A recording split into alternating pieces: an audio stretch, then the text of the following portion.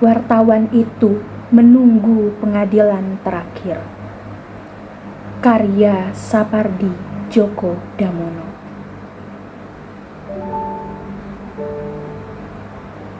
Seperti yang sudah seharusnya, pada hari baik itu, saya mati. Kata seorang sahabat dalam sajaknya yang maha indah, kita semua ini turis yang dibekali karcis 2 jurusan. Dan tentunya, pikir saya, kita tidak boleh menyia-nyiakan tiket pulang itu. Saudara tahu, saya wartawan sebuah majalah berita. Dididik untuk mengembangkan naluri mewawancarai orang. Itu sebabnya ketika harus menunggu giliran maju ke pengadilan terakhir yang entah kapan dilaksanakan, naluri saya mendadak menyembul. Saya celingak-celinguk di antara begitu banyak orang mati.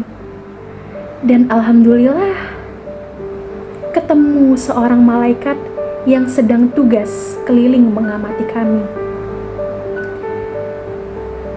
Saya mendekatinya. Kalau boleh tanya, apa saya bisa menemui kakek kami? Malaikat semua baik ternyata. Ia memegang bahu saya. Sorot matanya menimbulkan suasana sejuk sehingga saya berpikir sudah berada di syurga. Tetapi kan belum ada keputusan saya nanti dikirim kemana. Supaya tidak kelihatan konyol sebagai wartawan, saya lanjutkan pertanyaan saya. Boleh ya, Mas? Aku kaget sendiri ketika menyebutnya Mas. Tapi malaikat itu memang baik. Saya tidak bisa menerka umurnya.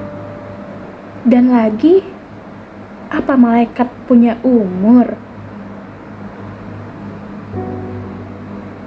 Saudara pasti tahu. Saya meninggal ketabrak angkot ketika sedang naik motor melaju ke sebuah rumah sakit untuk besuk seorang rekan yang koma. Malaikat itu tahu siapa saya. Ya,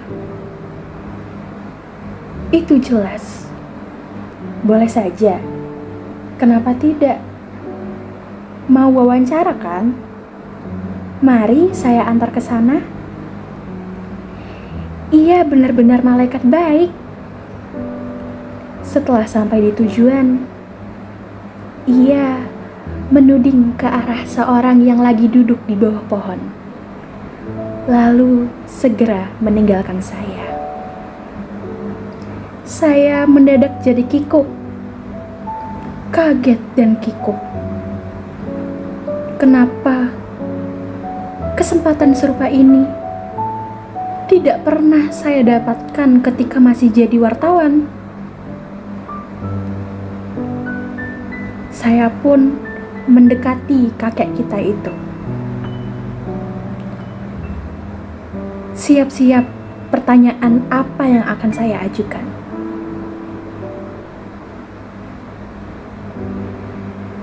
Dan ketika sudah dekat dengannya, saya berhenti. Saya timbang-timbang lagi apa jadi mewawancarainya atau tidak. Terus terang, saya takut mengganggunya. Soalnya tampak kakek kita itu sedang mengunyah-unyah buah huldi. Saya tidak melihat nenek kita dan ular itu. Entah di mana mereka. Tidak perlulah saya melakukan investigasi.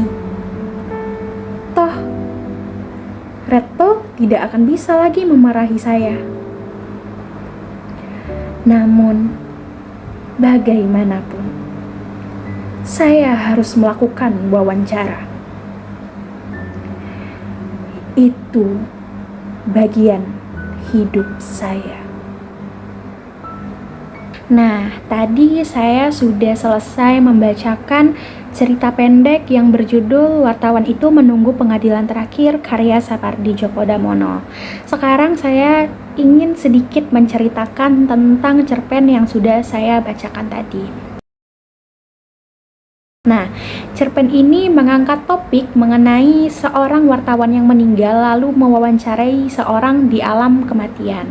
Nah, cerpen ini termasuk ke cerita pendek fantasi karena menceritakan suatu hal yang tidak mungkin kita ketahui sebelum kita sendiri meninggal dengan adanya tokoh malaikat tersebut.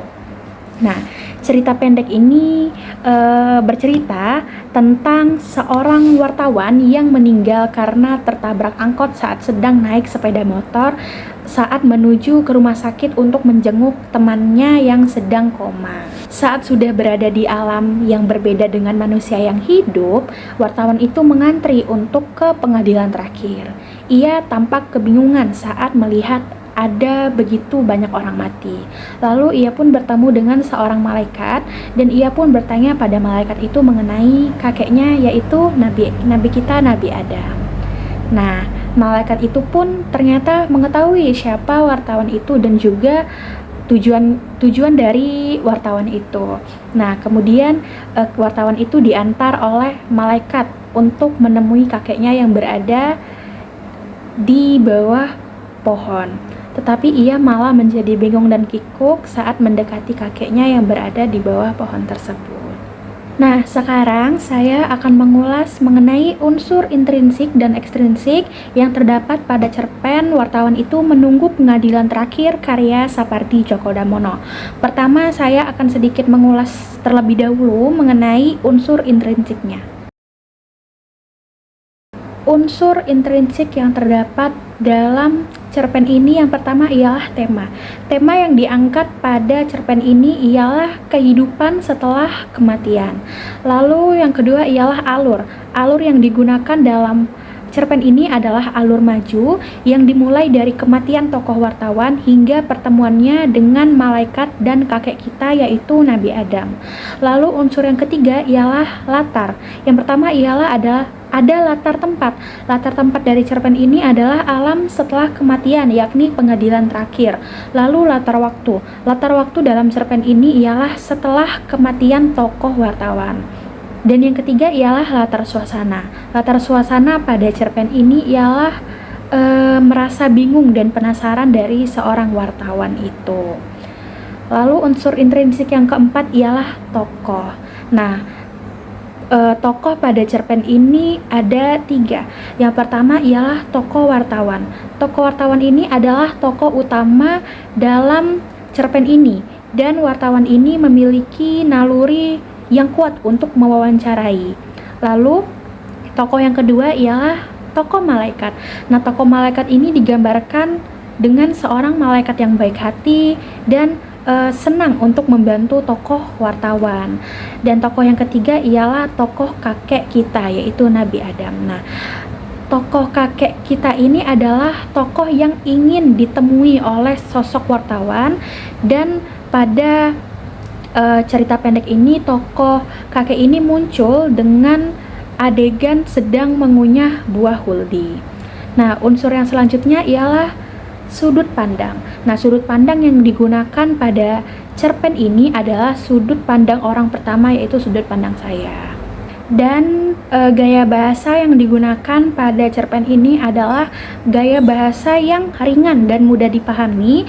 Lalu terdapat beberapa majas sindiran pada cerpen ini. Unsur yang terakhir ialah amanat.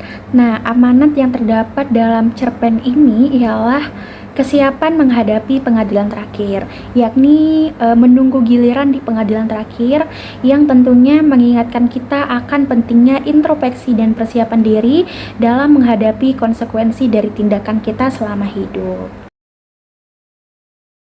Selanjutnya adalah unsur ekstrinsik yang terdapat pada cerpen Wartawan Itu Menunggu Pengadilan Terakhir karya Sapardi Djoko Damono. Yang pertama ialah latar belakang pengarang.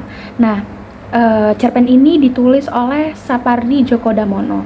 Nah, Sapardi Djoko Damono ini adalah seorang sastrawan Indonesia yang dikenal sangat luas oleh masyarakat, terutama melalui puisi-puisinya.